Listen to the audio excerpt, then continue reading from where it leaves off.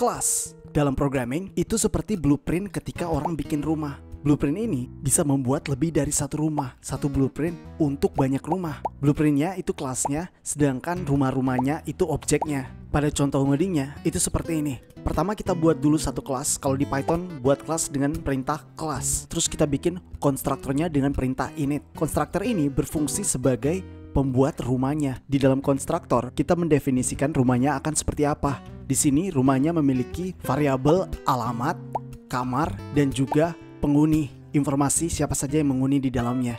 Nah, ini merupakan konstruktor dari kelas. Di dalam kelas juga ada fungsi. Fungsinya kita sebut sebagai method. Method ini seperti fungsi pada umumnya. Dia bertugas untuk mengolah data, menampilkan hasil, pokoknya membuat kelasnya menjadi dinamis. Contohnya di sini, metodenya itu tambah orang. Jadi kalau misalnya kita jalankan kode ini, maka dia akan memasukkan nama-nama orang ke dalam suatu rumah yang nanti kita buat sebentar. Terus kita bikin satu metode lagi untuk menampilkan informasi tentang rumah-rumah tersebut, yang ketika dipanggil dia akan menampilkan informasi rumah tersebut memiliki berapa kamar dan dihuni oleh siapa-siapa saja. Oke, sekarang waktunya kita membuat rumah-rumah tersebut. Kita bisa buat rumah satu, terus kita panggil kelasnya, yaitu rumah, dan kita masukkan informasi yang diminta. Informasinya adalah alamat dan jumlah kamarnya.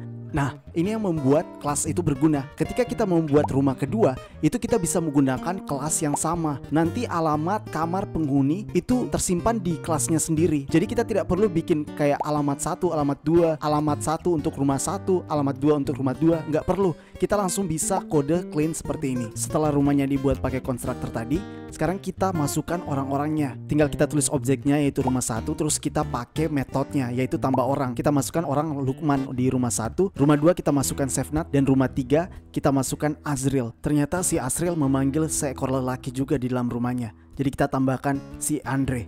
Jadi Azril dan Andre hidup bersama-sama di rumah yang sama.